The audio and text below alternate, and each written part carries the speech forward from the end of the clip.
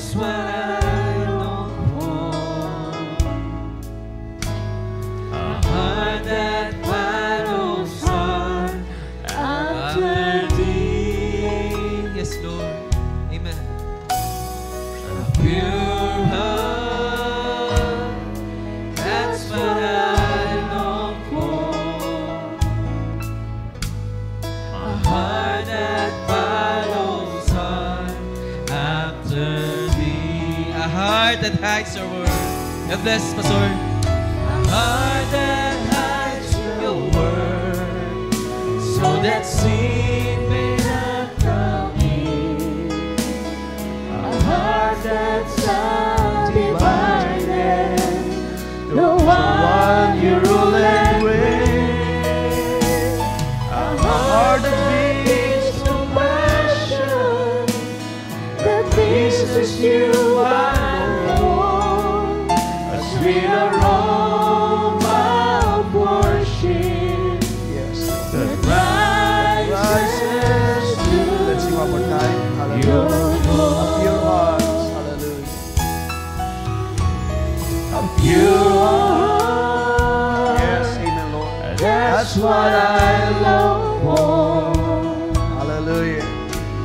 A heart that follows hard after thee. Amen. So be it, Lord. Hallelujah. A pure heart. That's what I long for. Hallelujah. A heart that follows hard after thee. Hallelujah. A heart that hides your word, Yes, Lord. Amen. so that sin may not come in.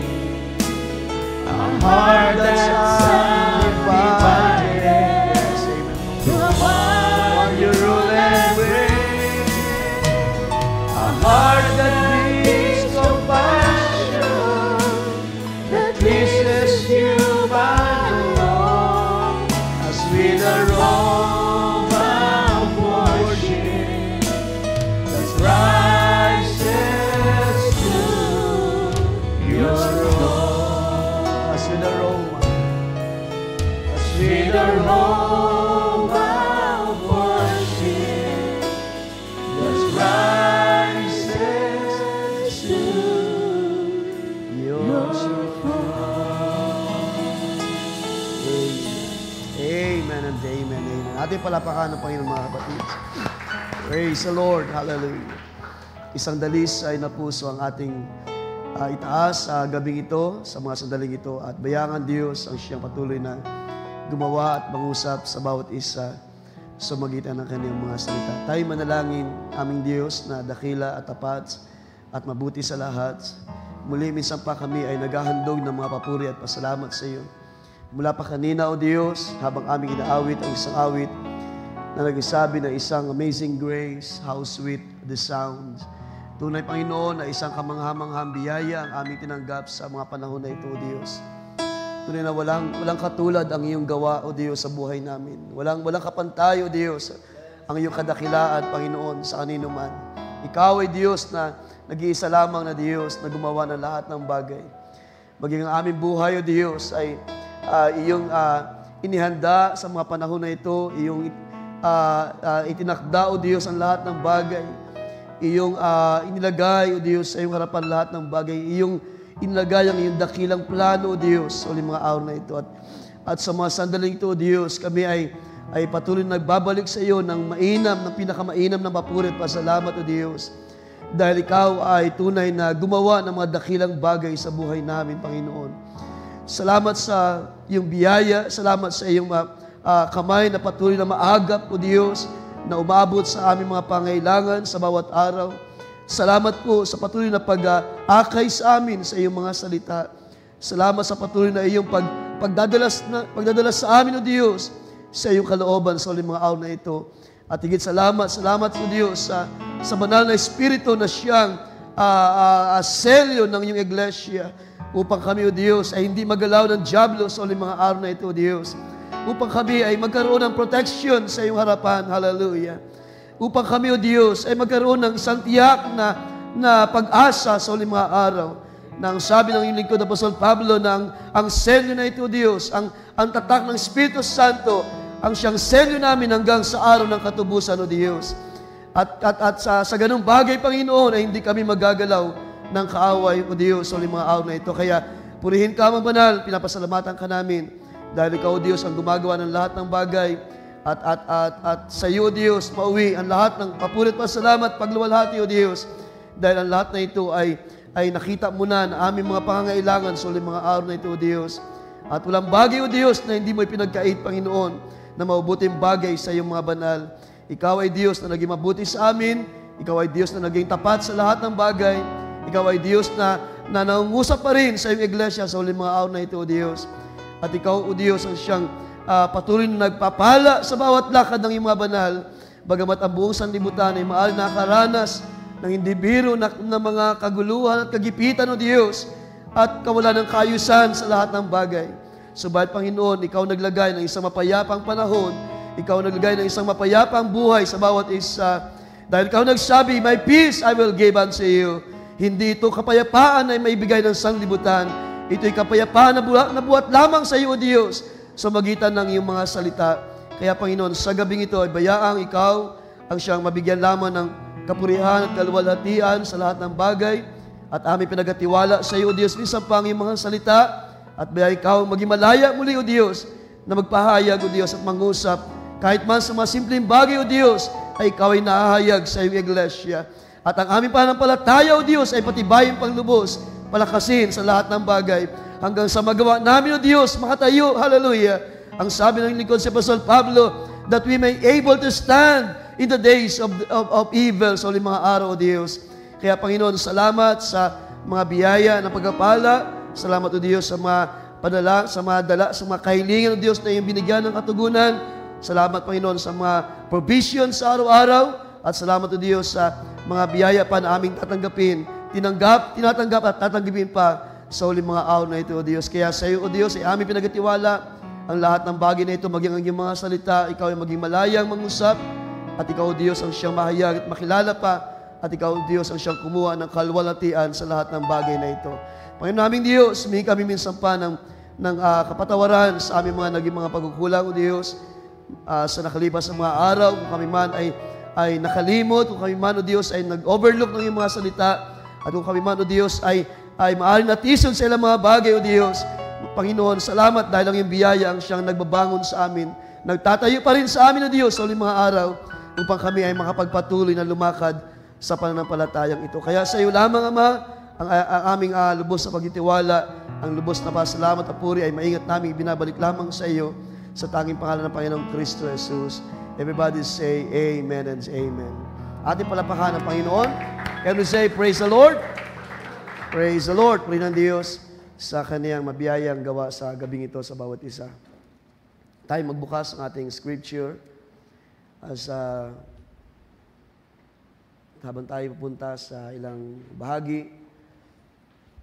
Katulad ng aking nabanggit last Sunday ay gusto kong bigyan lamang ng kaunting follow-up ang na-share ng ating elder brother Tim.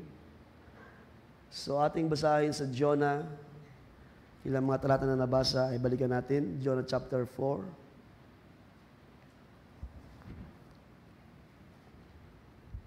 Jonah chapter 4, verse 1. But it displeased Jonah exceedingly, and he became angry. So he prayed to the Lord and said, Lord, was not this what I said when I was still in my country? Therefore I fled previously to Tarshish. For I know that you are a gracious and merciful God, slow to anger and abundant in loving kindness, one who relents from doing harm. Therefore now, O Lord, please take my life from me, for it is better for me to die than to live. Then the Lord said, Is it right for you to be angry? At sa ating dagdag ang aklat ni Santiago, ating i-support ang bagay na ito, ang mga talata nito sa James chapter 4. Ating basahin sa verse 5. Or do you think that the Scripture says in vain? The Spirit who dwells in us yearns jealousy. Ang Spirit pa ng Diyos na nasa atin ay naglilid sa atin para manibugo. Sabi diyan, but He gives more grace. Therefore He says, God resists the proud, but gives grace to the humble. Everybody say amen sa Word of God. Amen and amen. Lahat ay malayo na po mga kaupo. Pagbati sa ating lahat. Sa mabiyayang gabi ang pagbati sa bawat isa. It's a prayer night once again at dalangin ko na tayong lahat ay mayroong mga panalangin sa Diyos. At sa mga magpapaabot ay huwag lang mahiya ng mga prayer para sa ating mga pangailangan sa gabing ito. Praying for anniversary ng mga bata this coming Friday, ng ating Sunday School Ministry. At ang Diyos ang mag-provide ng ilang mga pangailangan sa bagay na yan. So, okay. Gusto ko lang magbigay ng isang malit na follow-up sa ating narinig last Wednesday, sa mga nandito last Wednesday. Sa ilang mga bagay at yung iba atin ang narinig last Wednesday na na-share ng ating kapatid Brother Tim. It's about Jonah's anger ba yan? It's about Jonah's anger. So kung hindi man ninyo na-review sa ating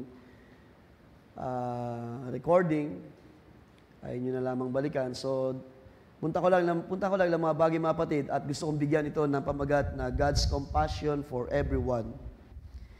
Ang gusto ko lang tingnan dito ay yung pagiging mahabagi ng Diyos sa lahat. At bigyan ko lang ng subtitle, Be patient to those who are sinners.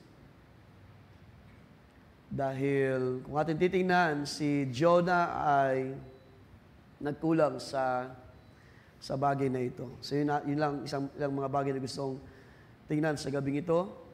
Be patient to those who are sinners. At naniniwala ko na may mga bagay pa na kailangan nating matutunan kung pag-uusapan ay ang pagiging compassionate. At wala tayong ibang example, of course, kundi maliban sa Diyos. Ang Diyos ay mahabagi na Diyos. Kaya ba'y sumasampalataya mga kapatid? God is a compassionate God. So dahil ang ating paksa, God's compassion for everyone. Sino sa atin sa gabi ito ang tumanggap ng kahabagan ng Diyos? Yes, amen. So I believe lahat tayo ay nakakaranas niyan at isang malaking biyaya na ating maranasan ang kahabagan ng Diyos. So, isang malit na background lang sa ilang mga bagay na hindi na na-touch ng ating kapatid, no? Brief background sa great city of Nineveh. Dahil binanggit diyan sa mga talata, sa mga unang talata sa aklat ng Jonah, na ito'y tinawag na isang malaki o dakilang siyudad. Now, ang Nineveh ay isa lamang sa mga siyudad ng Assyrian. At ang Assyrian ay isa sa mga pagano na bansa, as we know. At ang bansa na ito ay tinatawag din na long-standing enemies ng bayan ng Israel. Ibig sabihin, napakahaba ng panahon na ito ay kumakalaban lagi sa bayan ng Diyos, sa Israel. At ang Assyrian ay kinukonsider din as a dominant force among the ancient nation sa mga panahon na yon, sa loob ng 885 to 665 BC. So more or less more than 200 years na ang Assyrian ay naging isa sa dominant na empire o kaharian sa mga panahon na yon. at isa sa laging kaaway, isa sa laging lumulusob sa bayan ng Israel. So sa Lumang Tipan, sa ilang mga accounts sa Old Testament, ang Assyrian empires ay madalas na umaatake sa Israel at sa Judah, at madalas ito ay nagwawasak ng mga bahagi ng siyudad ng Israel, particular sa Jerusalem. At pagkatapos ay nagdadala ng mga captives. Ibig sabihin ng mga, ano ba yung captives sa Tagalog? Mga nahuhuli, parang ganon. So mga Israel na nabibihag, na captives. So dinadala sa kanilang mga kaharian. So sa ganitong dahilan, ng Assyrians ay considered as feared and hated na kaharian sa mga panahon na yun. Kinakatakutan at talagang kinaayawan ng marami, lalo na ng Israel sa mga panahon na yun. No wonder why si Jonah ay totoong, mamaya makikita natin why si Jonah ay kumbaga, sumama yung damdamin sa sitwasyon because of sila ay binayaan ng Diyos ng kaniyang kahabagan. Sa panahon ni Jonah, ang Assyrian power ay humihina na. At sa panahon na yan, si Haring Jeroboam II, sa panahon na ang Assyrian ay humihina na, kaharian, so hindi na siya ganun kaaktibo sa pananakop ng mga bansa.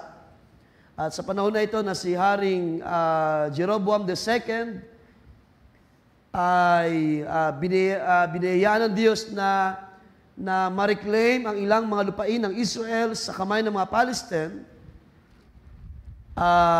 sa isang bahagi ng southward sa Dead Sea. Kung ating mababasa, ating puntahan ang 2 Kings. Puntahan natin ang 2 Kings chapter 14. Sa mga panahon na ito ay humihina na ang puwersa ng Assyrian. Kasama na dyan, of course, ang Nineveh, dahil ang Nineveh ay isa sa mga siyudad lamang ng Assyria. Sa 2 Kings chapter 14, sabi dyan, He restored the border of Israel from the entrance of Hamath as far as the Sea of the Arabah. So yung he dito, tinutukoy ay si Jeroboam, si King Jeroboam. Kanya nang ibinabalik yung mga border, yung mga lupain na nasa kamay ng kaaway. In accordance with the word of the Lord, the God of Israel, which He spoke through His servant Jonah, the son of Amittai, the prophet, who was from Gath-hepher. For the Lord saw the misery of Israel, which was very bitter. Dahil sa mga panahon na yun ay nasakop ang bayan ng Israel at nauhuli, nabibihag ang marami. For there was neither bond nor free spared, nor was there any helper for Israel. Yet, sabi diyan, yet the Lord did not say that He would wipe out the name of Israel from under heaven. But He saved them by the hand of Jeroboam the son of Joash. So, dito mapapansinin niyo mga kapatid na hindi papayag ang Diyos na mabura sa mapa ang bayan ng Israel. And therefore, makikita natin na ang Israel ay protected ng Diyos, ng biyaya, ng kamay ng Diyos sa mga panahon na yan. At kahit anong mangyari na panakop ng mga bansa, hindi malilipol, hindi mabubura sa mapa ang bayan, ang bansa ng Israel. And as we know, hanggang ngayon naman, kahit naman ang mga kaaway sa mga palibot ng Israel, ang mga bansa na gustong burahin sa mapa ang Israel, ay hindi lang nagagawa because may Diyos na protector ng Israel. May Diyos na may hawak ng buhay ng mga hirang ng Diyos sa bansa na yan. So sa panahon na ito, si King Jeroboam ay nagkaroon na siya ng kakayahan para i-restore ang mga borders, ang mga lupain. At pansinin niyo, dito si Jonah ay hindi na siya bago sa Diyos o sa sa salita ng Diyos because diyan ay binanggit na ang Diyos ay nangungusap na through Jonah. Ibig sabihin, anuman ang plano ng Diyos sa bayan ng Israel, ay meron ng salita na dumating kay Jonah. So, ibig sabihin, sa panahon doon sa book of Jonah na binabasa natin, ay hindi lang po yun yung panahon na siya ay tinawag ng Diyos. So, ibig sabihin, prior doon sa pagsugo ng Diyos kay Jonah to go to Nineveh, ay meron ng mga previous accounts na si Jonah ay ginagamit na ng Diyos para dalhin ang salita sa bayan ng Israel. At ito nga binasa natin sa 2 Kings chapter 14 na God spoke through Jonah para sabihin ang mga bagay na ito na panahon na para bawiin ang mga lupain na inagaw ng kaaway. At yun dahilan, parating doon sa binasa natin sa chapter 4 ng Jonah, ang sabi niya dyan, "For I know," sabi niya, "that you are a gracious and merciful God." So, ibig sabihin, meron ng knowledge si Jonah prior to the accounts sa book of Jonah na binabasa natin, na madalas ikinikwento ang story sa mga bata sa Sunday school. So, prior doon sa account na yun, ay meron ng si Jonah kaalaman sa Diyos. Na ano? Na ang Diyos ay mabiyaya na Diyos. Kaya ba yung sumasampalataya mga kapatid? Na ang Diyos ay mabiyaya na Diyos at siya ay mahabagi na Diyos, slow to anger, and abundant in loving kindness.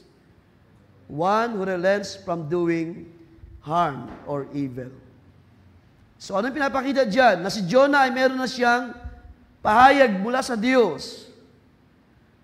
Kung sino ang Diyos ng Israel, kung ano ang kakayahan ng Diyos, kung paano ang Diyos gumagawa sa bayan, kung paano siya nagpapakilala o nagbibigay ng mga plano, even sa panahon ng kanilang mga magulang, Abraham, Isaac, and Jacob, hanggang sa panahon ng mga hari, sa panahon ni David, hanggang sa panahon na sila ay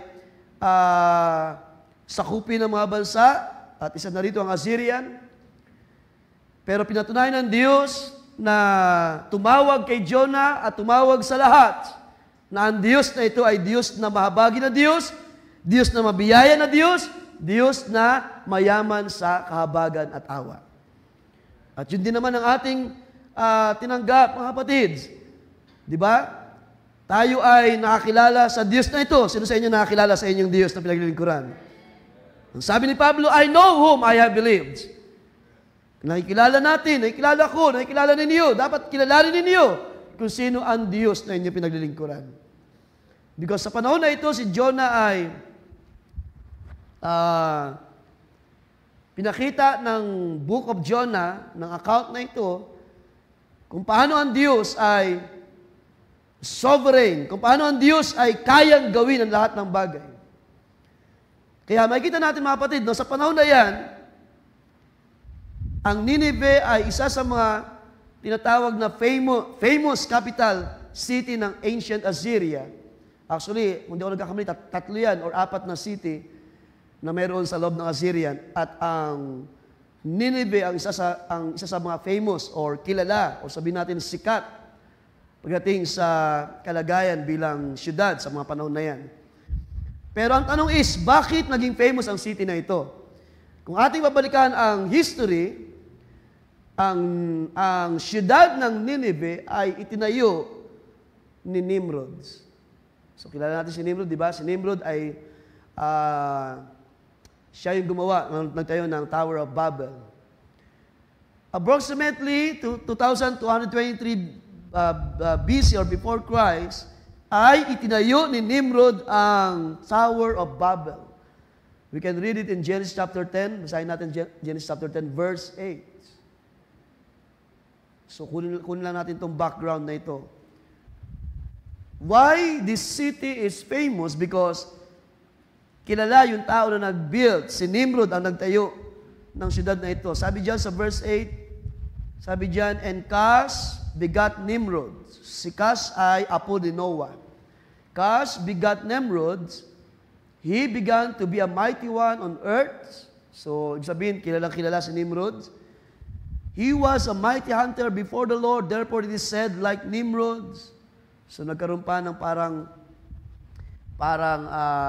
tawag niyan, caption sa kalagayan ni Nimrod. Like Nimrod, the mighty hunter before the Lord. So ganun po siya kasikat or kakilala, ka-famous ang taong ito. And sabi diyan, verse 10, and the beginning of his kingdom was Babel, Erech, Akkad, and Calne, in the land of Shinar. Verse 11, from that land he went to Assyria. Ang Assyria ay, sa ating panahon, ay ang modern Iran. Hindi ako nagkakamali, no? Iran or Iraq. From that land he went to Assyria and built Nineveh, Rehoboth, Kala, and Resen between Nineveh and Kala. So that is ito yung principal city ng Assyria.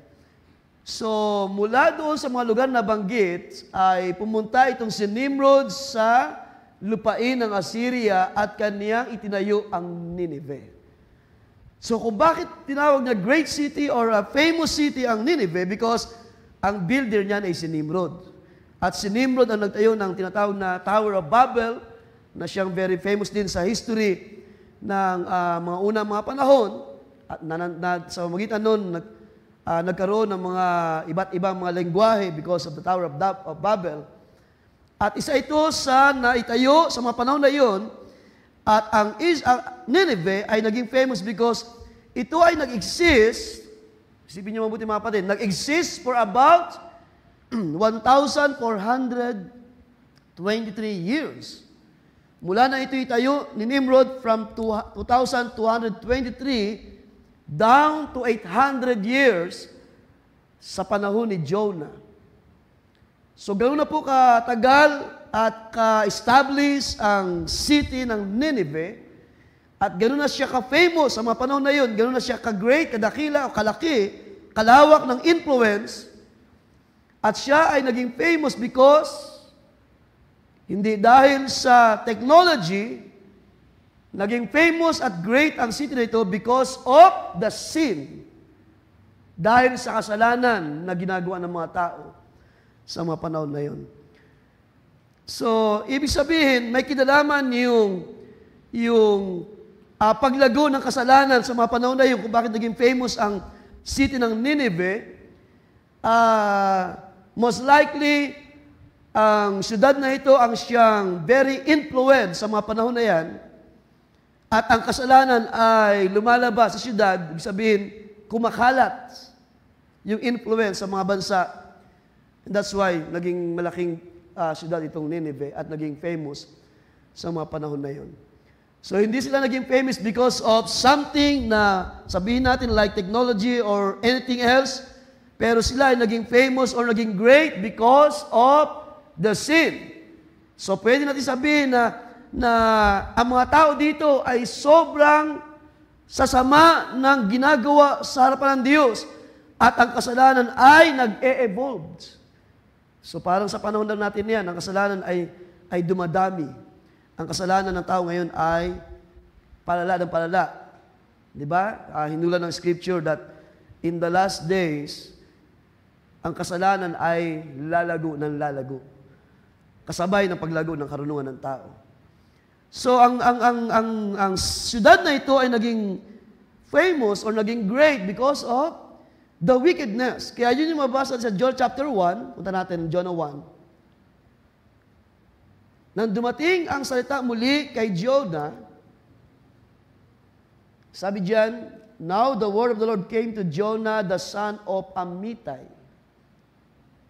saying, arise, go to Nineveh, that great city. So great city siya because of his, of the nature, because of the history of that place. Kilala kung sino yung nagpasimula, nag-build. At ang mga tao dyan ay very, sabihin natin, famous in doing wickedness sa harapan ng Diyos. Ang sabi diyan, and cried out against it. So ito yung mga panahon na si Jonah ay inuutusan ng Diyos to preach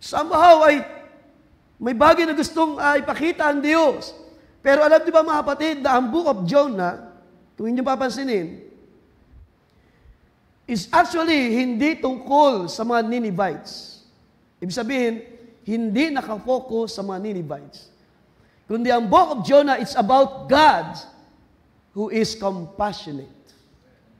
Ang book of Jonah is about Jonah na gustong turuan ng Diyos because of his negative reaction sa mga gustong gawin ng Diyos sa mga taong iyon. Ang book of Jonah is about God na gusto niyang magpakilala na siya ay Diyos na may magagawa sa maraming bagay, na ang Diyos ay sovereign sa lahat ng bagay. So hindi talaga siya actually nakapokus sa mga Ninevites, kundi sila ay ginamit lamang ng Diyos para ipakita sa kanyang likod na si Jonah na hindi natin pwedeng pangunahan ang plano ng Diyos, mga kapatid. Hindi natin pwedeng sabihin na ganito na lamang, na bakit ganito mo ako ginawa, bakit ganito ang iyong ginagawa sa buhay ko, o bakit may mga bagay na ganito sa buhay ko. So wala sa ating mga pagturo sa Diyos. We believe na ang Diyos ay Diyos na marunong, matalino na Diyos. Na ang Diyos ay nakakaalam ng lahat ng bagay. So fast forward tayo. So ilang mga bagay nabanggit na, no? Hindi ko nababalikan. Si Jonah ay sinugod ng Diyos. So he's a prophet. He's a prophet for Israel. At si Jonah ay sa mga panahon na yun ay nag-prophesy, especially during the reign of Jeroboam II. Katulad natin binasa kanina sa 2 Kings, ibig sabihin, prior to this account ay marami ng karanasan si Jonah sa salita ng Diyos at kilala ni Jonah kung sino ang Diyos na kanilang pinaglilingkuran ng bayan ng Israel. And also, Jonah is considered as a strong, sabihin natin, nationalist or makabansa, makabayan na tao na kanyang priority ay ang bayan ng Diyos. And he is aware kung paano ang bayan ng Diyos ay laging ginugulo o sinasakop ng Assyrian sa mga panahon na kalipas at gumagawa ng hindi birong kaguluhan sa bayan ng Diyos. Jonah is aware sa mga bagay na yun at hindi siya mapayag na ang bayan ng Diyos ay mauwi lamang sa wala or tuluyang magiba or sakupin ng mga kaaway. And Jonah is also ay pinapakilala ng Scripture that he is a son of Amittai. So hindi si Amittai masyadong binabagit sa Scripture, but si Amittai ay pinapakilala as a father of Jonah. Sa ilang mga pag-aaral, mga kapatid, sa Scripture, may mga study na kapag ang prophets like Jonah ay pinapakilala or being identified by his father, dahil dito ay binabanggit na Jonah is a son of Amittai. Sa mga pag-aaral, mga kapatid, na kapag ang isang propeta ay ina-identified by his father, ibig sabihin, ang kanyang tatay ay meron ding malaking tungkulin na ginagampanan sa Israel. At ang sabi sa ilang mga pag-aaral, maaaring si Amittai ay isa sa mga prophet din. Or kung hindi man siya prophet, he's one of the elders or one of the spiritual men sa mga panahon na yon. And by the way, ang meaning ng Amittai is truthful and faithful. And that's why hindi nakapagtaka si Jonah ay lumaki sa isang, I believe sa isang pamilya, sa isang tahanan na may takot sa Diyos at nakakilala sa Diyos. And that's why eventually he became a prophet sa panahon niya. So ibig sabihin, mayroong magandang background itong si Jonah at siya'y lumaki sa kautusan ng Diyos, sa salita ng Diyos, knowing that God is a great God. He believed that God is a merciful God. Yun ang binanggit na sa binasa natin. Sabi niya, I know that you are a merciful, that you are a gracious God, that you are a compassionate God. So ibig sabihin, kilala ni Jonah ang Diyos ng bayan ng Israel. Pero pagdating sa point na pinakita ng account ng Book of Jonah, ay pinakita ng Scripture how Jonah negatively reacts sa plano ng Diyos. At hindi naging maganda ang kanyang tugon sa magandang plano ng Diyos ng pagpapahayag ng pagliligtas sa mga tao sa Nineveh. At alam natin ang scripture, familiar tayo sa book of Jonah, hindi nalugod ang Diyos sa naging reaction ni Jonah. Ating puntahan, balikan ng Jonah chapter 1. So hindi natin puntahan ng ilang mga details na nabanggit na last Wednesday. So sabi diyan, Jonah, now the word of the Lord came to Jonah, the son of Amittai, saying, arise. So mayroong susugo na ginagawa ng Diyos. Arise, go to Nineveh, that great city. So nakita natin yung background kanina, no, na hindi po ito tatawagin great city for no reason. And cry out against it, for their wickedness has come up before me. So, ibig sabihin, hindi na naging maganda talaga ang kalagayan ng mga tao. Hindi na kayang ipaliwanag yung sama ng ginagawa ng mga marami ng mga tao sa panahon na yan. But Jonah, so alam natin ang story, no? Sa halip na si Jonah ay pumunta doon sa Nineveh, sa verse 3 sabi diyan, Jonah arose to flee to Tarshish from the presence of the Lord. So first of all, ang hindi kinalugdan ng Diyos sa reaction ni Jonah is, una, ang hindi pagsunod sa utos ng Diyos. Dahil dyan, ang utos ng Diyos, arise, go to Nineveh. At hindi na bago yan. Sa nakalipas ng mga panahon, meron ng pagtuturo ang Diyos or pagpapahayag ng word through Jonah. May mga prophecy na kumbaga, karanasan si Jonah sa nakalipas. Hindi na bago ito sa kanya. But this time, it seems like si Jonah ay hindi umaayon sa mabuting plano ng Diyos. Jonah arose to flee to Tarshish from the presence of the Lord. He went down to Joppa and found a ship going to Tarshish. So he paid the fare and went down into it to go with them to Tarshish from the presence of the Lord. So siya ay tumakas. Ibig sabihin, ayaw talaga ni Jonah pumunta doon sa Nineveh. Bakit? Ang Nineveh ay isa sa bansa na mga pagano na bansa. Kabilang sa mga hintil na bansa. Ang Nineveh ay hindi po bayan ng Diyos. At alam natin, pagdating sa Lumang Tipan, pagdating sa mga Gentile nations o sa mga pagano na tao, ang mga taong ito ay napakalayo ng kanilang custom or kasanayan or kaugilian. Wala silang alam sa anumang kalooban sa Diyos ng Israel. So that's one thing, mga kapatid. Ayaw ni Jonah because ang Nineveh ay kabilang sa Gentile people, mga paganong tao, mga nanambahan ng Diyos-Diyosan, at sabi ng Scripture, sobrang sama ng buhay ng mga tao doon. Si Jonah ay propeta ng Israel. And it seems like, parang ganito yung damdamin niya, no? He is against na siya ay dalhin ng Diyos sa paganong bansa. Because Jonah is a prophet to Israel. Pero anong magagawa ni Jonah kung ang Diyos ay may mabuting plano? Diba? Ano magagawa natin kung ang Diyos ang gustong tumawag sa kanino man?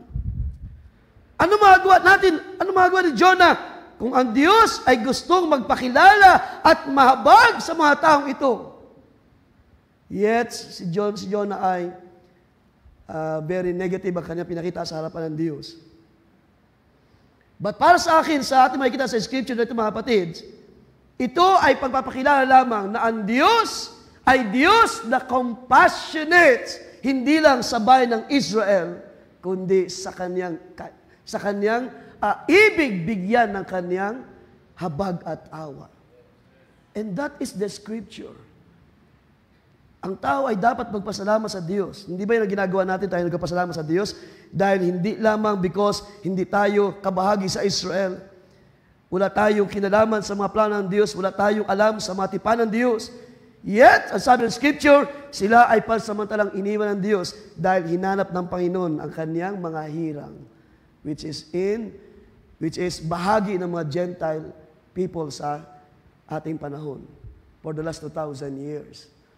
So tayo ay isa lamang sa mga tao na nakabahagi ng biyaya ng Diyos. Kayo ba yan, mga kapatid, sa gabing ito, na isa lamang sa mga nakatagpo ng biyaya ng kahabagan ng Diyos? Ang Diyos ay totoong mabuti na Diyos. At hindi lang ang Israel ang tawag niyan, ang nagbe-benefit ng biyayang ito ng Diyos. For some reason, ang Diyos ay meron ding inilalaan na biyaya labas sa Israel. Kung ating mabalikan ang Scripture, ating basahin sa Exodus, ay ganitong makikita natin, 33 verse 19. At kanyang sinabi kay Moises yan, at kanyang sinabi kay Moses, aking papangyarin ang aking buong kabutihan sa harap mo. So that's another thing. Yan ay biyaya ng Diyos. At aking itatanyag ang pangalan ng Panginoon sa harap mo. At ako'y magkakaloob ng biyaya sa kanino mang aking ibig pagkalooban. At ako'y magmamaawain sa kanino mang aking ibig kaawaan. Ibig sabihin, ang Diyos ay hindi lamang nahabag sa Israel. Ang Diyos ay meron ding biyaya na inilalaan labas sa Israel. At yun yung mga tao na nakita ng Diyos na kahit man napakasama ng buhay ng mga tao sa Nineveh, ay walang magawa si Jonah because ang Diyos ay may mabuting plano. Ang Diyos ay gusto magpakilala, maghayag ng kanyang biyaya. Kaya niya sinabi rito sa Exodus, ako'y magkakaloob ng biyaya sa kanino mang aking ibig pagkalooban. Kaya sabi niyo sa inyo kanina, tayo ay isa lamang sa nakasumpong ng biyaya ng Diyos. Can you say amen to that, mga kapatid? And for that, we're grateful na hindi tayo deserving sa amazing grace. But God, hallelujah, ang Diyos ang gumawa ng paraan through Christ. Tayo ay tumanggap ng amazing grace ng Diyos. Isa kayo sa nag-benefit sa biyaya ito ng Diyos labas sa Israel. Kaya dito sa talatang ito ay pinapakita that God is a compassionate God. At ito later on ay kinote ni Paul. Ating puntahan ng Romans chapter 9. Ito ay kinote ni Apostol Pablo para bigyan ng diin kung gaano kabuti ang Diyos, hindi lamang sa Israel, kundi kung maaari ay sa lahat. Di ba? Sabi ni John sa kanyang sulat, na hindi ibig ng Diyos, ang lahat ay mapahamak, kundi magsisi. Di ba? Ang lahat ay gusto ng Diyos magsisi, pero alam natin, hindi lahat ay magsisisi. Kundi sila lamang na mayroong binhi ng salita ng Diyos, na kapag sila ay inabot ng salita, at nakakita ng biyaya ng Diyos, sila ay may puso mababa para sabihin, patawarin mo ako, Diyos, sa aking kasalanan. Ibig ng Diyos, ang lahat ay magsisi, pero hindi po lahat ay totoong magsisisi. Pero magpasalamat tayo sa Diyos na tayo nakabahagi sa kanyang biyaya, sa kanyang kahabagan. Ating punta ng Romans chapter 9. So, kung ating mabasahin yan sa mga talata, siguro from, sa ano lang, verse 14 na lang siguro. What shall we say then? Is there unrighteousness with God? Certainly not. For he says to Moses, I will have mercy on whoever I will have mercy. So ito yung Diyos ni Jonah. Ito yung Diyos ng kanilang mga magulang. Kilala ni Jonah ang Diyos na mahabagi ng Diyos. Alam niya na kapag ang isang tao ay naging mababa sa harapan ng Diyos, ang Diyos ay mahabagi na Diyos. Totoo ba yan, mga kapatid, sa buhay ninyo? Kapag kayo ay nagpakumbaba sa harapan ng Diyos at kayo ay very, very humble enough to confess ano man ang inyong naging pagkukulang. At ang Diyos ay nagpaparamdam, nagpapadama. Ang Diyos ay mahabagin na Diyos. Di ba? Kapag tayo nagpakumbaba at ating binabang ating sarili, ang Diyos ay gracious sa mga nagpapakumbaba. Ang mga nagpapakumbaba ay itinataas ng Diyos. At ang mga nagmamalaki ay ibinababa ng Diyos. At dito ay na-express ng Diyos ang kaniyang biyaya. Sabi diyan, I will have mercy on whom I will have mercy and I will have compassion on whom I will have compassion. So ito'y ginagawa ng Diyos hindi lamang sa Israel, kundi sa kanino man na kanyang ibig. So then it is not of him who wills, nor of him who runs, but of God who shows mercy. Hindi sa atin na may gusto na tumatakbo parito, kundi sa Diyos na nag-express ng kahabagan. Wala tayong magagawa, wala tayong anumang lakas para kunin ang biyaya ng Diyos. Kundi ang Diyos na mabuti na mayaman sa kahabagan, siya ang gumagawa ng paraan para i-send or ipadala sa iyo, para ipaabot sa iyo, this is my mercy for you. Kung ikaw ay magpapakumbaba sa iyong kasalanan, sa iyong sarili, if you will humble enough your heart to the Lord, ang Diyos, ang Scripture nagsabi, hindi ang Diyos nagkakait ng mabubuting mga bagay sa kanila na nagdi-desire. Sa kanila na mayroong mabuting desire sa puso. At sa gabing ito, sumasampalataya ako, nandyan ang mabuting desire sa puso natin. At ang Diyos ay hindi magkakait ng mga mabubuting bagay sa bawat isa. Ang sabi dyan, tuloy natin, therefore, He has mercy on whom He wills, and whom He wills, He hardens. You will say to me then, why does He still find fault? For who has resisted His will? But indeed, O man, who are you to reply against God? Sabi dyan, with the thing formed, say to him who formed it, yun daw, inaanyuan lang, ay makapagsabi sa kanya na nag-aanyo sa kanya, why have you made me like this? Does not the potter have power over the clay? From the same lump to make one vessel for honor and to another for dishonor. Tuloy natin sa verse 22. What if God, wanting to show His wrath and to make His power known, endured with much long suffering the vessels of wrath prepared for destruction? The city of Nineveh, actually, ay pwedeng i-consider na vessel of wrath because of their wickedness. Ibig sabihin, candidate na sila sa judgment ng Diyos. Pero because ang Diyos is a compassionate God, hindi natin kayang tanggihan. Ang Diyos ay minsan gusto niyang magpakilala sa mga tao na handang magpakumbaba sa harapan ng Diyos. Kaya sabi diyan, tuloy natin.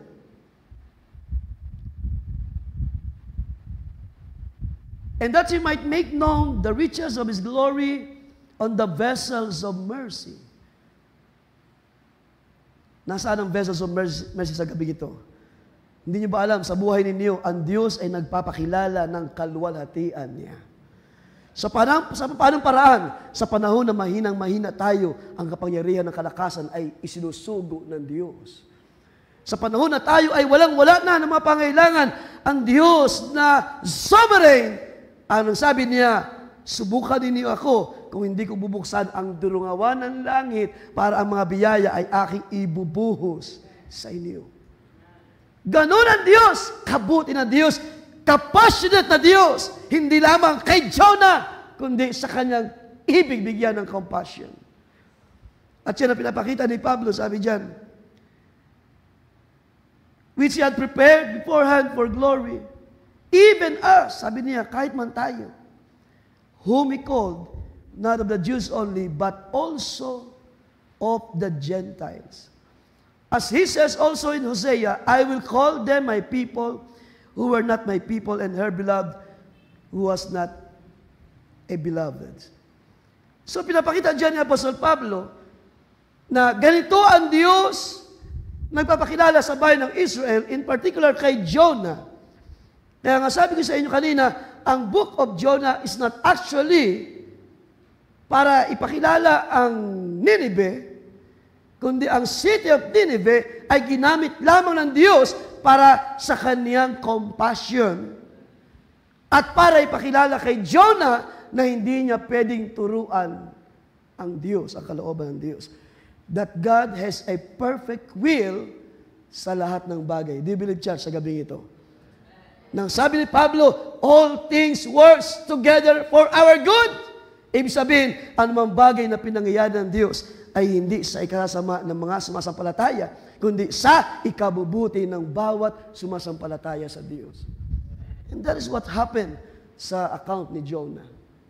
Later on, makikita natin. So, anong sabi dyan sa Romans chapter 9, verse 14? What shall we say then? Is there unrighteousness with God? So, ibig sabihin, mali ba na si Jonah ay isinusugo ng Diyos sa Nineveh? So, that's the question. Mali ba na si Jonah, as a prophet of Israel, ay gustong dalhin ng Diyos sa mga tao na walang alam sa kalooban ng Diyos, ni hindi alam ang kanan at kaliwa nila, sabi ng Scripture. Mga tao na mga ignorance. Mali ba na ang Diyos ay gustong magbigay sa kanyang ibig pagbigyan ng biyaya? Mga kapatid, sabi ni Pablo, certainly not. Dahil sabi natin binasa, tayo man ay tumanggap ng kahabagan ng Diyos, maging Hudyo o hindi man tayo Hudyo, tayo ay nakasumpong ng kahabagan sa Diyos. At yun ang pinapakita sa account ni Jonah. Why Jonah? Tawag niyan, gusto niyang lumayo sa plano ng Diyos na mabuti. Because ang nakikita niya na ang mga Ninevites ay hindi naman mga Israelites. They don't deserve the grace. They don't deserve the compassion mula sa Diyos. Pero walang magawa si Jonah because higit siya na mayroong kapangyarihan na magpapalayok sa kanyang gustong anyuan. At sa ganitong bagay, yun ang gustong gawin ng Diyos sa buhay ni Jonah. I want you to go to Nineveh and preach there.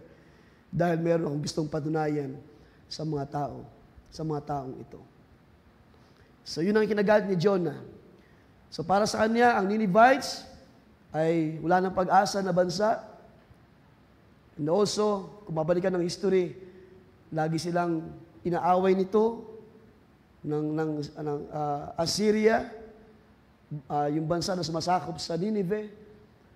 Laging ginugulo yung bansa ng Israel. Lagi silang tawag niyan, sinasalakay at binibiyag ang mga Israelites. At hindi iyon isang mabuting bagay sa paningin ni Jonah. And that's why parang siya ay against. And actually, he's against dahil pinakita niya sa magitan ng paglayo sa kalooban ng Diyos, going to Tarshish. Then, ikaw lang bagay, mga kapatid. So, ang una is, yung hindi pagsunod ni Jonah sa utos ng Diyos, ang isa sa mga, kumbaga, ang isa sa kinalumbay ng Diyos kay Jonah. Then, pangalawa, ang pinakita ni Jonah na galit sa harapan ng Diyos. I believe hindi si Jonah galit sa Diyos. Dahil ibang bagay yun. Si Jonah ay galit sa circumstances na nangyayari sa kanyang harapan. Ibig sabihin, hindi niya accepted. Hindi niya tanggap na ang mga taong ito ay kinahabagan ng Diyos. Ang gusto niyang mangyari, ang mga taong ito ay bilang mortal enemy ng bansang Israel ay i-destroy ng Diyos. So, ibang bagay yun. Which is, I believe, na kapag tayo ay minsan nagagalit, no? Hindi ibig sabihin tayo galit sa Diyos. Pero minsan, amin man sa hindi, tayo ay nagagalit or naiinis sa ilang mga bagay because of the circumstances na hindi natin minsan matanggap.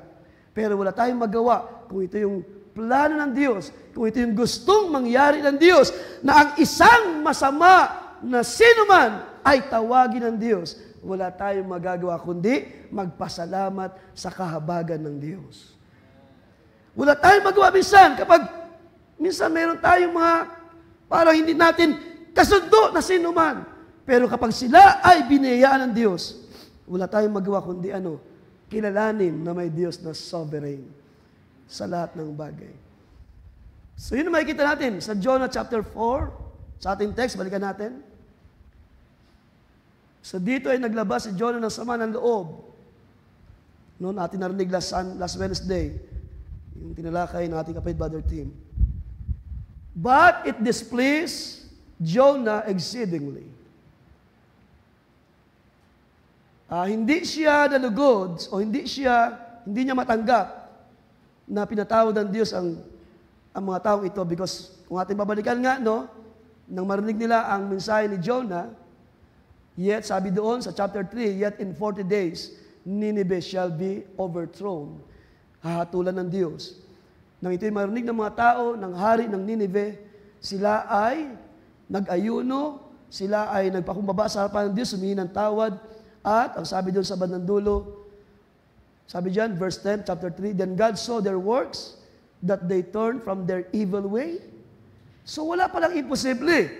Kapag ang salita ng Diyos ay narinig ng isang tao na meron siyang puso na mababa din, wala palang imposible. Kahit gaano, sabi ng Scripture, kahit gaano kapulang kasalanan ng tao, kayang tapatan ng biyaya ng Diyos.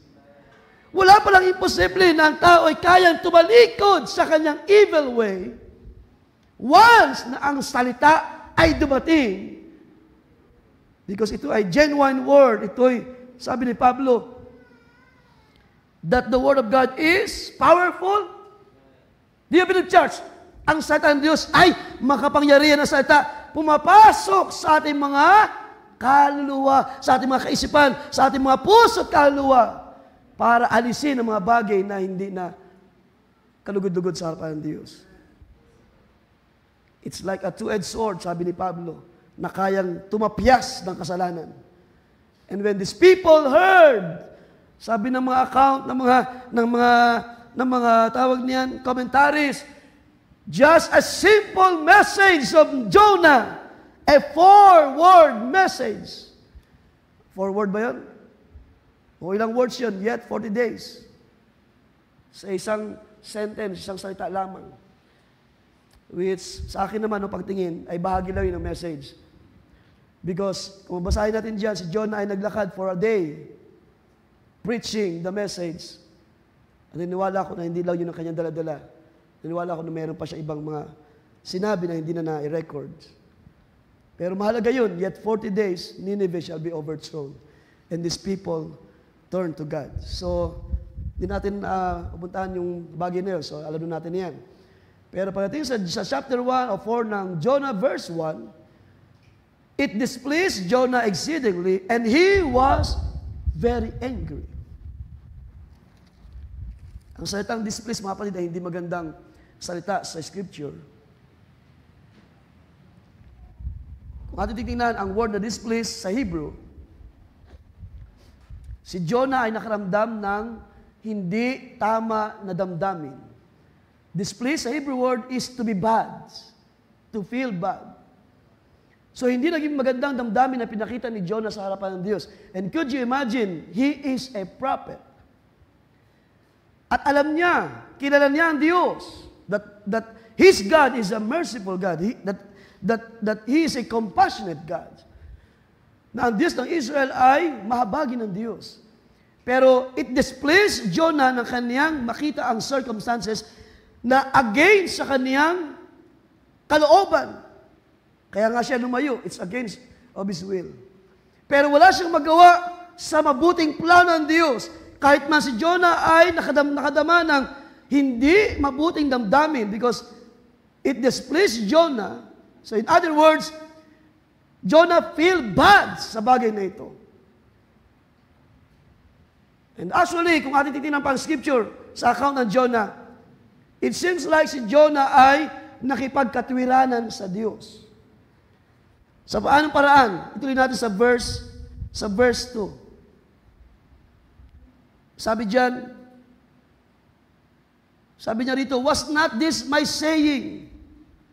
O verse 1, but it pleased Jonah exceedingly and he was very angry. At ang sabi niya, was not this my saying when I was yet in my country? Hindi ba ito yung sinasabi ko nung ako'y nasa aking bansa pa?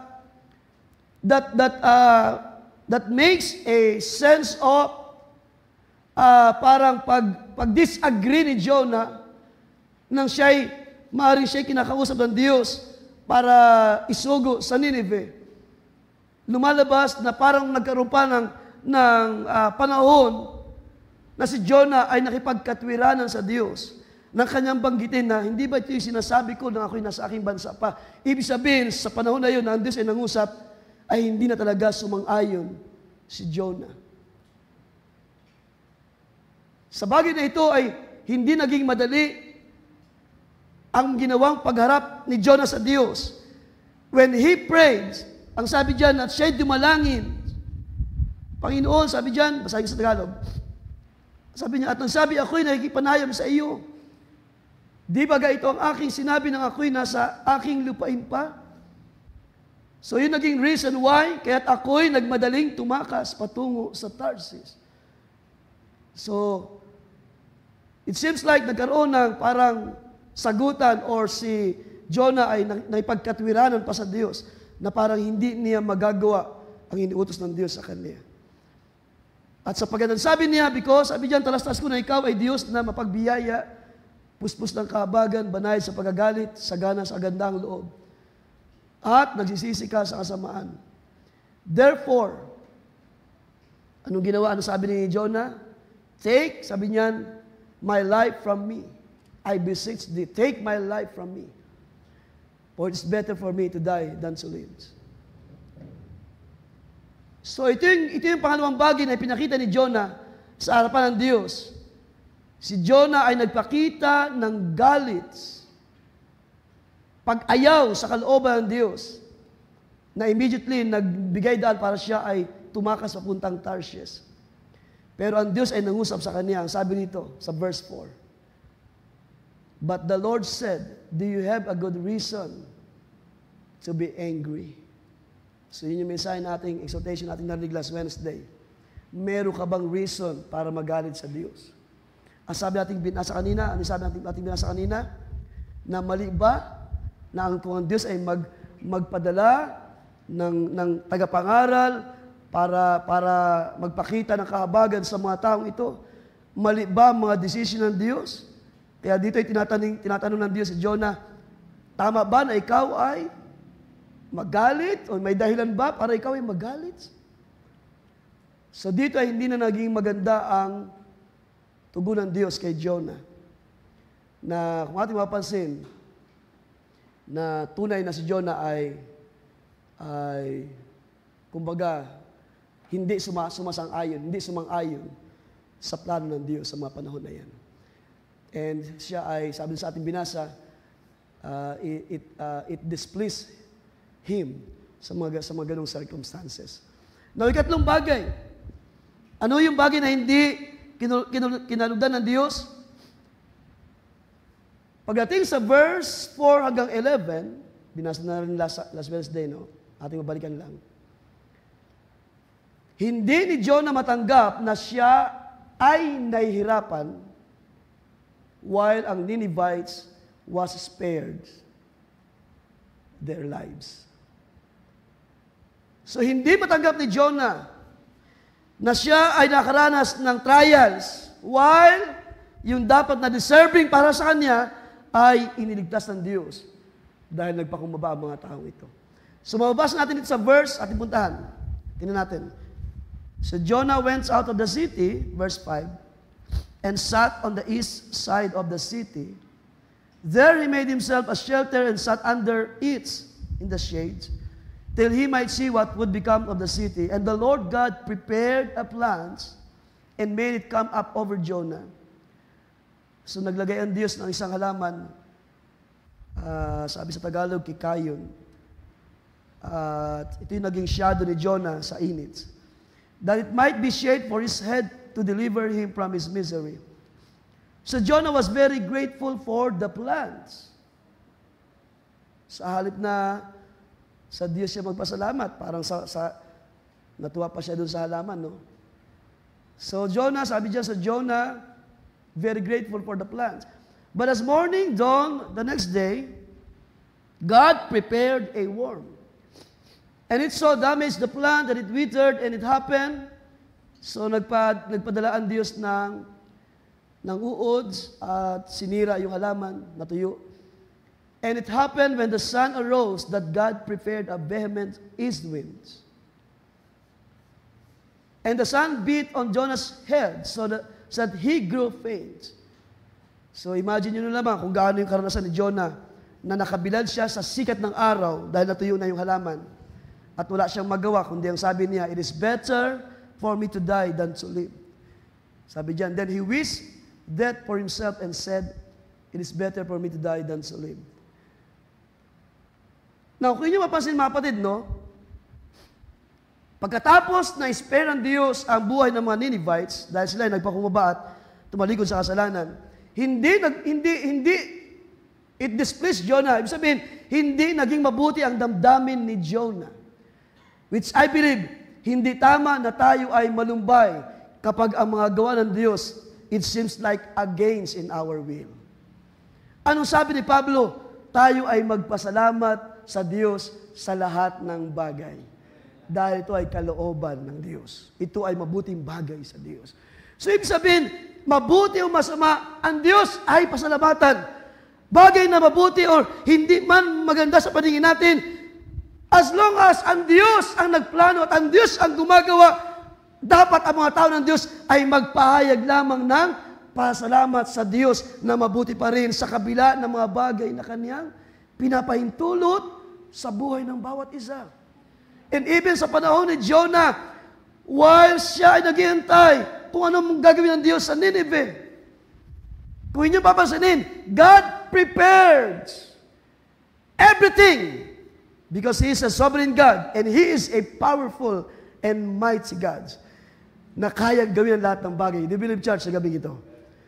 Ang Diyos ay nag-prepare ng lahat ng bagay para sa Kanyang mabuting plano, hindi lamang sa mga Ninevites, kundi sa buhay ng Kanyang lingkod na si Jonah. No, kung inyo mapansinin, no? Jonah chapter 1 verse 4, balikan natin. The Lord sent out a great wind. It is in God's mighty hands na kaya niyang kontrolin to send a great wind because His servant ay tumatakas na sa kaniyang kalooban. Ang Diyos pa rin ang may kontrol ng lahat ng bagay. Hallelujah. Pagdating sa John chapter 4:6, the Lord God prepared a guard, a plant. Dahil nakita niya, kailangan ni Jonah ng shades, shadow, sa panahon ng mainit na panahon. God can provide everything sa ating mga pangailangan. Kung tayo ay merong panalangin sa gabi nito, kung ating mga puso ay may pananampalataya, hindi tayo aalpasan ng biyaya, ng compassionate God na ito para sa ating mga pangailangan.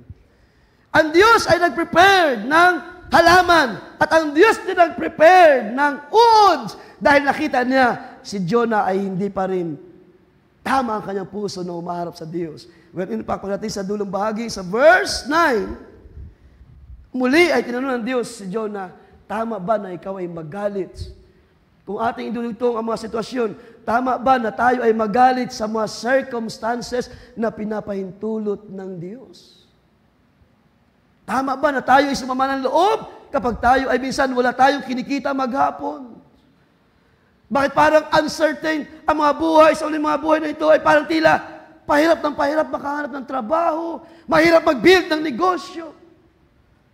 Parang mahirap lahat ng bagay. Tama ba na tayo ay magdamdam sa harapan ng Diyos? That is the question na ibinigay ng Diyos kay Jonah. Alam natin na wala tayong magagawa malibang magpasalamat sa Diyos. Na ang Diyos ang siyang Sabi ng scripture, wala tayong tatamuhin anuman maliban ang Diyos ang nagkakaloob. God prepared a worm in the morning, sa verse 7 ng chapter 4. So, ibig sabihin, para mangyari ang mabuting plano ng Diyos, ulitin ko, hindi lamang para sa Ninevites, kundi para kay Jonah. Para mangyari ang mabuting plano ng Diyos sa buhay ninyo, ang Diyos ay naglalaan na ng mga bagay na ito ay instrumento ng Diyos. Minsan para tayo ay tulungan sa ating needs, like Jonah, yung halaman na yun ay tila naging shade sa panahon ng tag-init, pero ang Diyos din ang gumawa ng paraan para sirain ang bagay na ito. Kaya nga sabi ng Diyos kay Jonah, hindi ka, tawag niyan? Ano sabi doon? Balikan natin yung sa chapter 4. Sabi niya, hindi ka naawa doon sa halaman na hindi naman ikaw ang nagpaganyan. Sabi diyan, nor made it grow.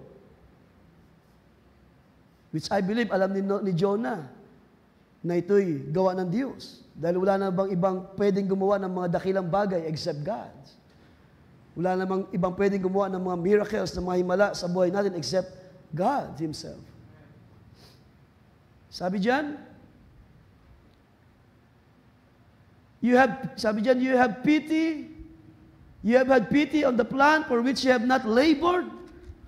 Na hindi mo naman ito pinagpagalan, pero ikaw ay nagagalit. Bakit nangyari ang mga bagay na ito sa iyo? Mga kapatid, huwag niyong kalimutan na even Apostle Paul, ang sabi niya, naranasan ko lahat ng bagay. Ang kahubaran, ang kamatayan, ang kanyang buhay ay malapit ng ilang beses ng mabingit sa kamatayan. Pero ang sabi niya, sa lahat ng bagay na ito, ginawa tayo ng Diyos na higit pa sa mapagtagumpay. There's no reason para tayo minsan ay magtampo sa Diyos o magdamdam na hindi mabuting damdamin sa harapan ng Diyos. Ang tanging kailangan lang natin gawin, tanggapin ang Diyos ay may plano, ang Diyos ay may mabuting plano sa lahat ng bagay. Ang Diyos ay may kayang gawin sa lahat ng bagay. Ang Diyos ay may control ng lahat ng bagay. And exactly, ito yung nangyari kay Jonah. Ang Diyos na ang lahat nagplano, naglagay, nagpalitaw, gumawa ng lahat ng bagay, alang-alang sa kanyang mabuting plano. Para kanino? Para sa mga Ninevites at ganoon din kay Jonah. Para dalhin kay Jonah o sa mga Ninevites ang kahabagan ng Diyos. Para ipakita sa mga taong ito na kahit gaano kadumi o kalalim ang kasalanan, kung sila ay magpapakumbaba, may Diyos na compassionate pa rin. At hindi lang yun, even Jonah ay nag-benefit sa naging circumstances na plano ng Diyos because Jonah has to learn. Niniwala ko na ang account ni Jonah ay kailangang mangyari siya ay dalhin sa Nineveh. Kailangang mangyari na ang Diyos ay magpatawad sa mga makasalanan, hindi lamang sa Israel, para ipakita kay Jonah, kailangan mong maging patient sa mga makasalanan, sa mga taong makasalanan. At gusto ko rin sabihin sa inyo mga kapatid sa gabing ito, we have to be patient. Kailangan natin maging matiisin sa mga tao na nandyan sa sanlibutan, ng mga tao na parang wala ng pag-asa. Who knows, isang araw, ang Diyos ay tatawag, gagamit ng mga circumstances para tawagin ang mga taong ito na ating nakasalamuha sa labas. Ating balikan ang ating teksto sa James chapter 4. Sa isang bahagi ng sulat pa ni Pablo, sabi niya na ang lahat ng scripture, ang lahat ng mga naisulat sa kasulatan ay naging example. Naging halimbawa, sabi ni Pablo sa atin, na dinatnan ng biyaya ng Diyos. At ganito rin na pinapakita ni James sa ating text na binasa kanina, chapter 4, verse 5, or, do you think that the scripture says in vain na ang nangyaring ito ay walang kabuluhan? Yung nangyari sa Nineveh, yung nangyari kay Jonah. The Spirit who dwells in us yearns jealously. Ang Espiritu ba ng Diyos na nasa atin ay tinuturuan tayong manibugho. or sabihin natin, magdamdam sa Diyos, sa mga trials. Ang sabi one time ni Pablo, sabi niya, ako man ay nagmamapuri or nagpapasalamat sa mga trials, sa mga tribulations. Because sa magitan ng mga bagay dito, ang Diyos ay nagtuturo at nagpapatibay sa pananampalataya. Kaya sabi diyan, verse 6, but He gives more grace. Therefore, He says, God resists the proud, but gives grace to the humble. Exactly, ito yung nangyari sa panahon ng naisulat ang aklat ng Jonah. Ang Diyos ay nagpakita ng resistance sa hindi mabuti na pinakita ni Jonah when Jonah angry. Habang ang bahay naman na ito, ang syudad na ito ay pinatawad ng Diyos because sila ay tumalikod sa kasalanan, humingi ng tawad sa Diyos, at ang Diyos ay naging compassionate. Pinatunayan ng Scripture na ang Diyos ay hindi nalulugod sa nagmamalaki. Hindi ibig sabihin, Jonah is a prophet, ay hindi na siya pwedeng magkamali sa harapan ng Diyos. O hindi na siya pwedeng lumayo sa kalooban ng Diyos. Ang Diyos ay nag-resist sa proud, yet ang Diyos din naman ay nagbibigay ng biyaya sa mga mababaang puso. And exactly, ito yung ginawa ng Diyos sa mga Ninevites. Nang sabi natin kanina, it is a great city, it is a famous city, hindi sa ano pa mang bagay, kundi sa kasalanan. Nang sabi doon, ng wickedness ng bayan ito ay nakaabot na sa Diyos, na hindi birong kasalanan. Yet, lagi natin sinasabi, God, sabi ni Pablo, God who is rich in mercy. Huwag natin kalimutan mga kapatid, hindi lang ang Israel ang pinatawad ng Diyos, o hindi lang ang Israel ang nakasumpong ng biyaya ng Diyos. Tayo rin naman ng mga pagano, or mga hintil, or mga tao na malayo sa kalooban ng Diyos, nalabas sa tipan ng Diyos. Ang sabi ng salita ng Diyos, ang hindi bayan ay aking tatawaging bayan. Hallelujah! Ang Diyos ay gumawa ng biyaya. Ang bagay na ito sa aklat ni Jonah ay nagpapakita ng mga bagay in the future. Nang sabihin ng Diyos kay Jonah, ating puntahan sandali, ang bagay na yan, bago tayo magtapos. Sabi sa verse 11, sabi ng Diyos, should not I spare Nineveh? Or sa ibang salita, hindi ba ako pwedeng mahabag or maawa sa mga taong ito? Wala ba ako sa position para gawin ang bagay na ito? Ito ay nangungusap ng mga bagay in the future na ang Diyos ay gagawa ng kaligtasan labas sa Israel. Nang sabihin ng Panginoon, for God so loved the world. Sabi ni John, di ba? For God so loved the world. Sabi ni Jesus, that He gave His only begotten Son. Nang sino man sumampalataya sa Kanya, labas sa Israel, ang Diyos ay mayaman sa biyaya at habag at awa. Labas sa Israel, ang Diyos ay may inilaan na pagliligtas. At isa tayo sa nakasumpong labas sa Israel. Katulad ng mga Ninevites, hallelujah, na nang tayo ay tumalikod sa kasalanan, nakasumpong tayo ng kahabagan ng Diyos. Mga kapatid, maaring sabihin natin, parang imposible mangyari na ang buong syudad ay tumanggap ng kaligtasan. Well, sa aking pagtingin sa scripture, sa account ni Jonah, naniniwala ako na ang syudad ay na-spare, na-iligtas sa judgment na yon. To show the compassionate God. But it doesn't mean, hindi rin ako naniniwala na yun ay mga naligtas in the sense na sila ay may tinanggap na kaligtasan sa Diyos. Naniniwala ako na naging bahagi ang mga tao ito as instruments of God showing His compassion. Kung ikaw ay magpapakumbaba, then ang Diyos ay mahahabag sa iyo. Because eventually, ang Assyria ay ginapi o binagsak ng Babylon kasama ang Nineveh. So, ibig sabihin, kung ang Diyos ay mag-express ng biyaya sa isang tao, it doesn't mean na siya ay totally saved sa lahat ng bagay. But except sa mga genuine na gawa ng Diyos ng kaligtasan sa mga hirang ng Diyos, sa maraming mga bansa. Sabi ni Pablo, like us, katulad natin, na mga hintil, hindi lang Hudyo, kundi mga hintil, ay nakasumpong ng biyaya sa Diyos. So it speaks of a genuine believer, of course, na mayroong genuine salvation na tinanggap. Pero hindi natin pwedeng tanggihan na ang kahabagan ng Diyos ay pwedeng gawin ng Diyos sa lahat. Kung babalikan pa natin ang account ni Jonah, iniligtas din ng Diyos sa tiyak na kamatayan yung mga taong kasama ni Jonah sa ship. Diba? Well, in fact, doon sa record, ang mga taong ito ay mababang puso because bagamat sila'y tumawag sa kanilang mga Diyos sa lakas ng unos. Mabasahin nyo na lang doon, no? Sila'y tumawag sa kanilang mga Diyos. Pero nang kanilang gisingin si Jonah, at nang sabihin ni Jonah, ito talaga yung totoo, ako ay tumataka sa Diyos. So, maaaring explain niya, yun na lang basahin. And these people believe in the God of Jonah. At sila yung humingi ng tawad, iligtas mo kami sa tiyak na kapahamakan.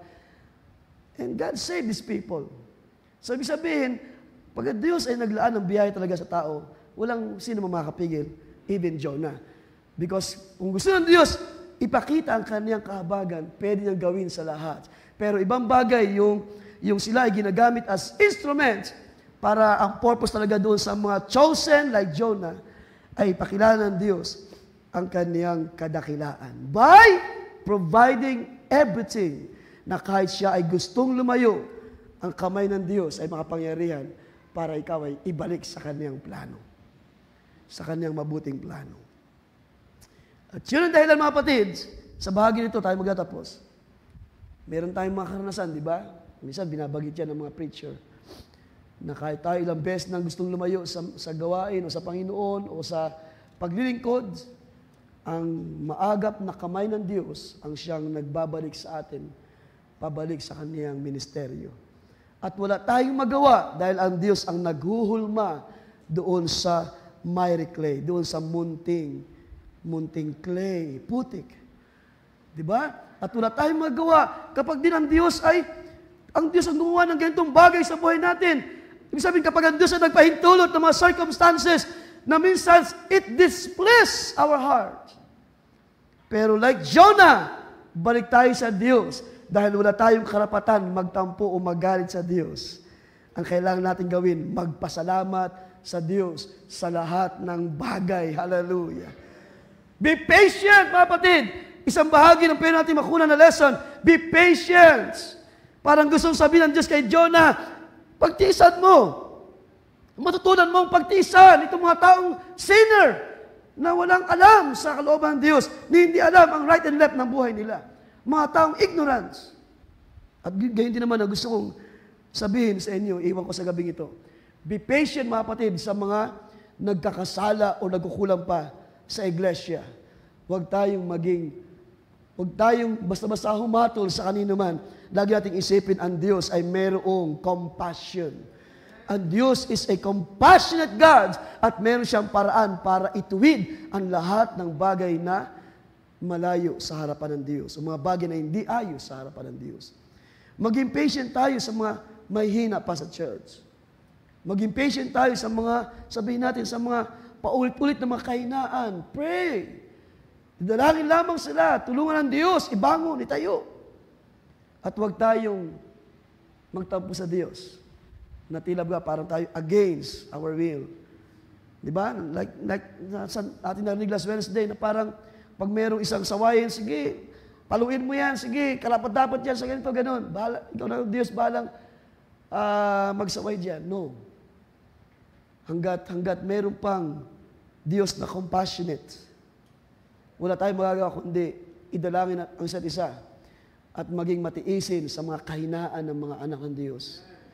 But it doesn't mean also na tayo ay magkukonsinti ng mga pagkukulang. Dahil, of course, ang Satan Diyos ay kompleto para tayo ay turuan sa maraming mga bagay. So back to our text, ating pagtatapos. Or sa Jonah chapter 2, dahil dito makikita natin, Jonah was once prayed na si Jonah ay minsan ding nangailangan ng biyaya sa Diyos. Chapter 2, verse 4, Then he said, I have been cast out of your sight, yet I will look again toward your holy temple. The waters surrounded me even to my soul. The deep closed around me. Weeds were wrapped around my heads. I went down to the moorings of the mountains. So, dinidescribe dito yung hindi mainam na naging kalagayan ni Job. The earth with its bars closed behind me forever. Yet, sabi diyan, so ito yung compassionate God, yet you have brought up my life from the pit. Nang siya'y lumayo sa Diyos, gusto nung tumalikod sa plano ng Diyos, yet ang Diyos na compassionate brought Jonah back to the will of God. Sabi diyan, you have brought up my life from the pit, O Lord my God. When my soul fainted within me, I remembered the Lord, and my prayer went up to you into your holy temple. So, ibig sabihin, si Jonah ay walang karapatang magalit sa mga pinapahintulot ng Diyos na circumstances. Wala rin tayong reason para gawin ang bagay na magtampo sa Diyos at ma-displease sa mga trials, sa mga hindi mainam na kalagayan. Because tayo, like Jonah, ay minsan ding nangailangan ng biyaya at kahabagan ng Diyos. Maging patient tayo sa lahat ng mga nangailangan ng kalakasan, ng prayer, ng encouragement, at ng biyaya pa ng Diyos. Because tayo ay minsan din namang nangailangan. Like Jonah. So hindi niya nakita na overlook niya ang bagay na ito ng Ninevites ay nangailangan ng kahabagan ng Diyos. Nakalimutan ni Jonah na minsan siya ay nangailangan din ng kalakasan na mula sa Diyos. Nakalimutan niya na siya din minsan ay tinulungan din ng Diyos sa kanyang kalagayan. And that's why, huwag nawa tayong mauwi sa naging kalagayan ni Jonah, na it seems like Jonah ay nagmalaki sa kanyang sarili. He is so proud as a prophet of Israel. Pero pinakita ng Scripture na wala siyang karapatan para gawin ang bagay na yun sa harapan ng Diyos. Kung atin titingnan ang account ni Jonah, parang medyo bitin because pagdating sa verse 10, ang dulo lang niyan ay ang Diyos nagtatanong nang sabi diyan, should I not pity with Nineveh? Should I not pity Nineveh, that great city in which are more than 120,000 persons who cannot discern between their right hands and their left, and much livestock? So parang medyo bitin yung account, no? Dahil hanggang doon lamang talaga siya. Pero yan ay niniwala ko, it's a great lesson para kay Jonah. And it is also a great lesson para sa atin na huwag tayong magmalaki na ang biyaya ng Diyos ay nasa atin. Kundi tayo ay maging matiisin. Kapag may nakita tayong mga kainaan pa, idalangin natin ang isa't isa.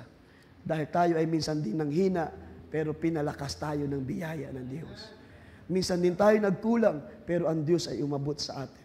Sa ilang mga talata na gusto kong basahin, Ephesians 4 verse 32, ang sabi ni Pablo, be kind to one another, tender-hearted, forgiving one another, as God in Christ has forgiven you. Sino ang mga pinatawad ng Diyos sa gabi ito? Ay magsabi ng Amen.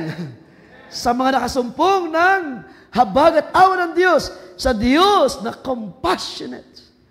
Hindi natin minsan kayang ipahayag, ilarawan kung paano ang Diyos ay nahabag sa atin. So it's a history. History ng mga bagay na ginawa ng Diyos. Pero ang salita ng Diyos ay lagi nagtuturo sa atin. Colossians 3 verse 12, therefore, as God's chosen people, holy and dearly loved, clothe yourselves with compassion as God is.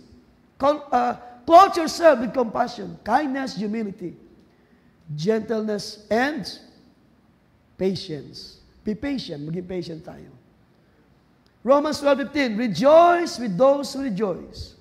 Mourn with those who mourn. Ilang mga talata, mga kapatid, sa ating pagkatapos, ipinakita ni Apostol Pablo na tayo ay merong tungkulin o meron tayong tayo ay tinuturuan ng Diyos na maging temper sa maraming mga bagay. At niniwala ako na hindi na rin makakabuti sa ikalalago ng iglesia kung tayo ay lagi na lamang hahatol sa isa't isa because of the weaknesses.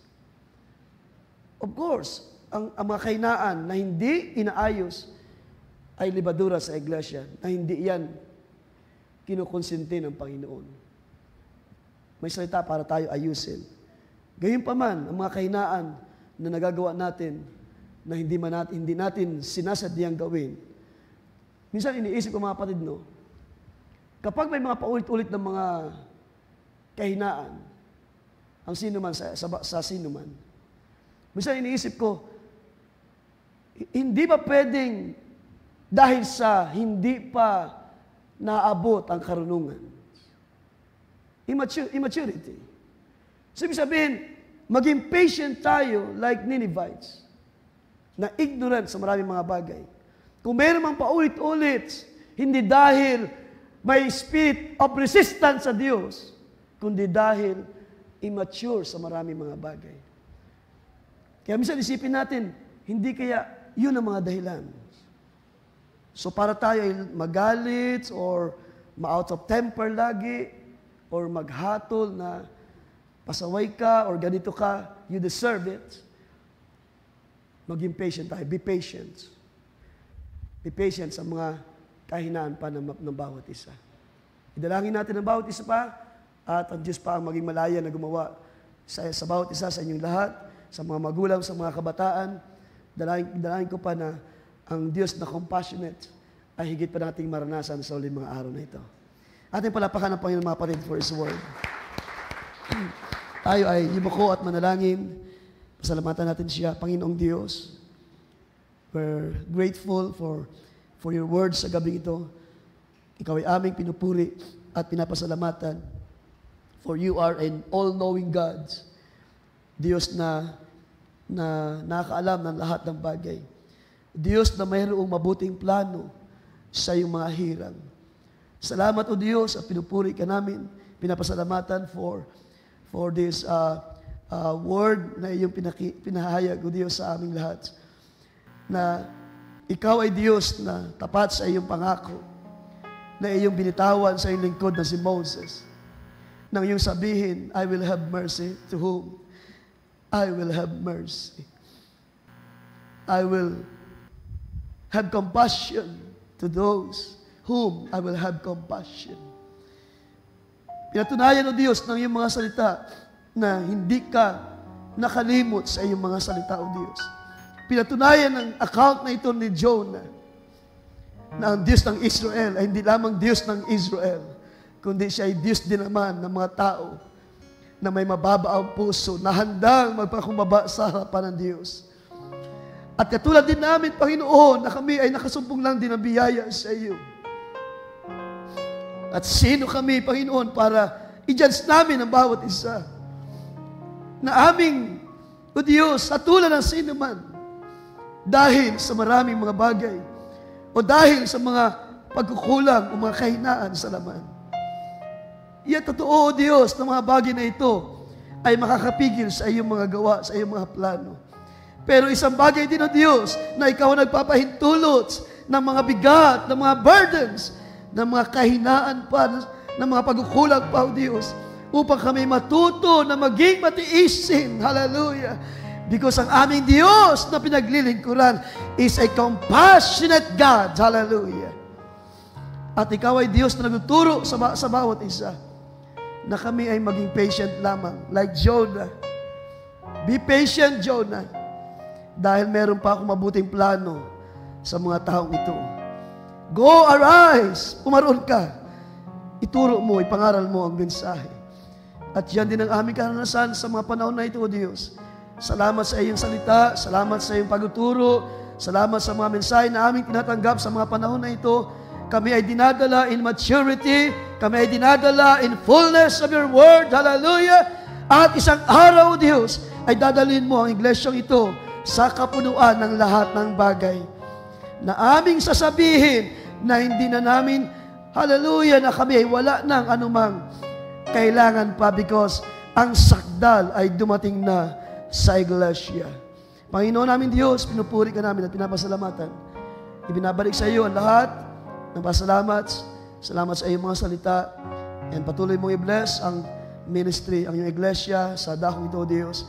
At ang bawat bahagi, Panginoon, na tumatayo sa iyong ubasan, sa iyong gawain, sa iyong ministeryo, ay pagpalahain mo pa ng kalakas, Diyos. Pagpalahain mo pa ng iyong mayaman na habag at awa, upang kami rin naman na kinahabagan mo ay matutong mahabag sa sino man na handang lumapit sa iyo, Diyos, na handang magpakumbaba sa iyong harapan.